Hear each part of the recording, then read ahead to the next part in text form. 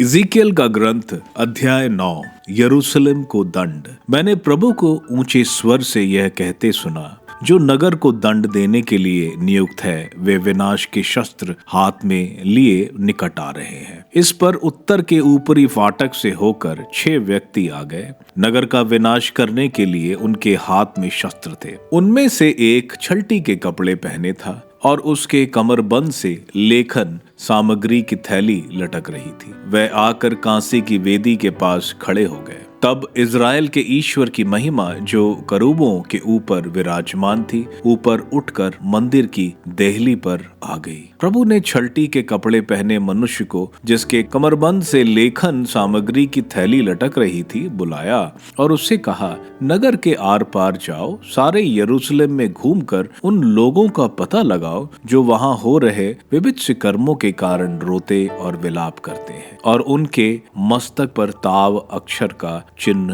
अंकित करो। मैंने उसे दूसरे से यह कहते सुना, इसके पीछे पीछे चलो और सभी निवासियों को दया किए बिना मारो, कोई बचने न पाए। तुम बूढ़ों, नवयुवकों और नवयुवतियों को, दूध मुहे बच्चों और स्त्रियों को दया किए बिना मारो, किंतु जिन पर ताव अक्षर का चिन्ह अंकित है उन पर हाथ मत लगाओ।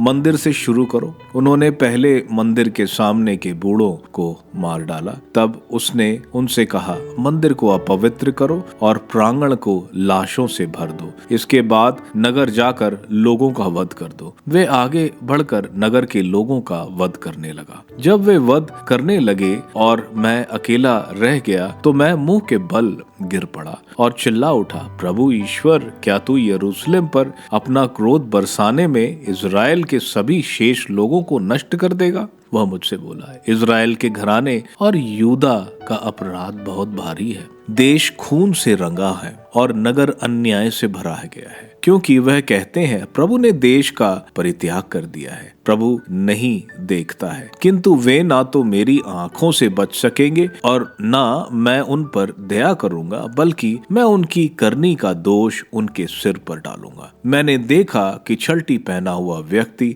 जिसका कमरबंद से लेखन सामग्री लटक रही थी, लौटकर उसे यह सूचना दे रहा था, मैंने तेरा आदेश पूरा कर दिया है।